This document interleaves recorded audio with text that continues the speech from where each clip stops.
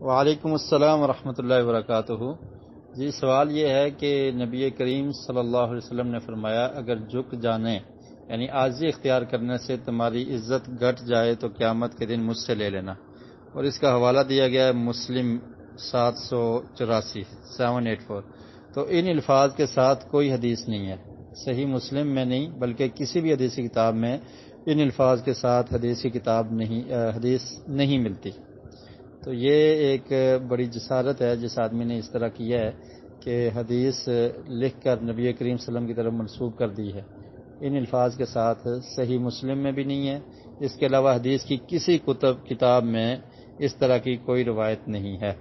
بہرحال صحیح مسلم میں ایک روایت ہے جو اس کے ساتھ ملتی ہے تھوڑی سی،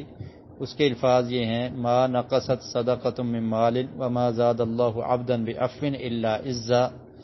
حضرت ابو ہریرہ رضی اللہ تعالیٰ عنہ بیان کرتے ہیں کہ نبی کریم صلی اللہ علیہ وسلم نے ارشاد فرمایا کہ صدقہ کرنے سے مال کم نہیں ہوتا، اور دوسری چیز فرمائی کہ وما زاد اللہ عبدا بعفو الا عزا، کہ اللہ تعالیٰ اس بندے کی عزت میں اضافہ کر دیتے ہیں جو معاف کرتا ہے، یعنی معاف کرنے سے عزت بڑھ جاتی ہے۔ اور تیسری چیز فرمائی کہ وما تواضع احد للہ الا رفعہ اللہ،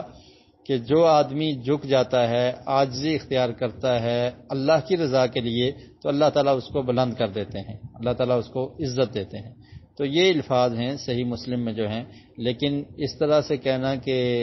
اگر تمہاری عزت گھٹ جائے تو قیامت کے دن مجھ سے لے لینا، اس طرح کی روایت کسی حدیث کی کتاب میں نہیں ہے۔ تو لہٰذا اس طرح بلا وجہ یعنی بغیر تحقیق کے نبی کریم صلی اللہ علیہ وسلم کی طرف کوئی بات منسوب کر کے اس کو شیئر کرنا یہ بہت بڑا جرم ہے، ایسا نہیں کرنا چاہیے اور یہ اس سے باز رہنا چاہیے۔ اللہ تعالیٰ سب کو ہدایت نصیب فرمائے۔